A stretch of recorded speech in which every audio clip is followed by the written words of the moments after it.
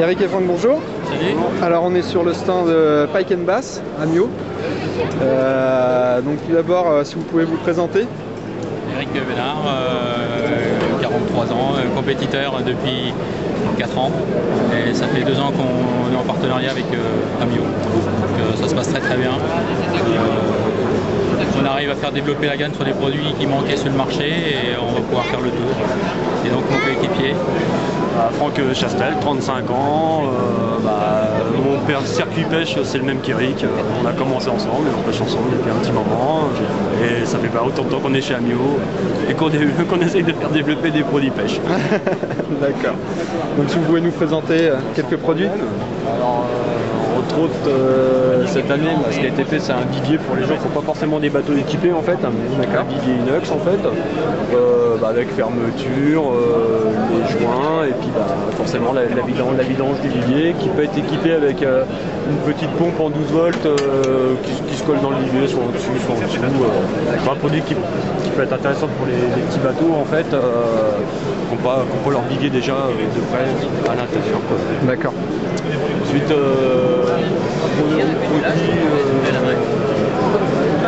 les cannes pour pêcher vertical en fait au sondeur, qui permet de mettre un éco-sondeur en fait.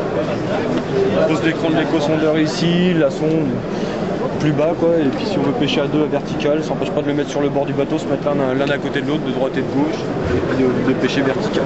D'accord. Eric va vous parler de l'épuisette. Donc on a fait rentrer ici des épuisettes intéressantes, là, qui a une tête assez grande. Un filet néoprène pour pas que les leurres se prennent dedans, et puis un manche rétractable qui rentre jusque là, et donc ce qui permet de limiter l'encombrement dans le bateau.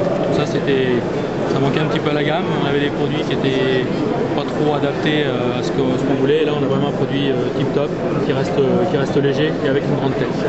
Donc ça va être un produit top.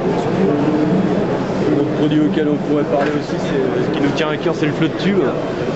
Le repose-canne du flotte tube a été modifié. Aujourd'hui sur le flotte tube, on a quand même des porte-cannes qui sont sérieux, bien vissés. On peut mettre un tas de cannes. Il a été rehaussé à l'arrière pour plus que les sions plongent dans l'eau et qu'il soit rehaussé, ce qui est quand même un avantage pour la pêche en flotte tube. Ça s'installe sur tous les flottes tubes, c'est super pratique. Ouais. Nous on pêche avec et on pourrait plus s'en passer. D'accord. On a de l'autre côté aussi un porte-éco-sondeur. Donc là on peut caler l'éco-sondeur à ce niveau-ci là. Ça n'empêche pas de mettre une batterie dans une poche. Ouais.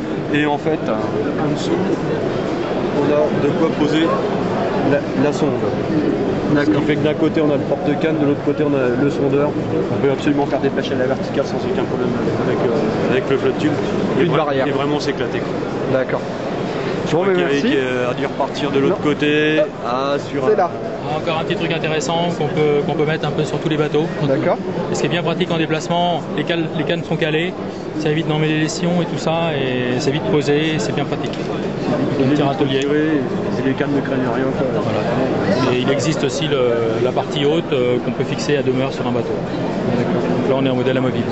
Ça c'est vachement intéressant, ça permet de bien tenir le matériel sur le bateau en déplacement. Là il est amovible, mais en tirant, il existe ce que disait Eric, en tirant ça on peut le mettre directement en fixe sur un bateau pour plus avoir justement à dévisser, revisser. Les gars qui voudraient garder en fixe, ça pose aucun problème. Ok.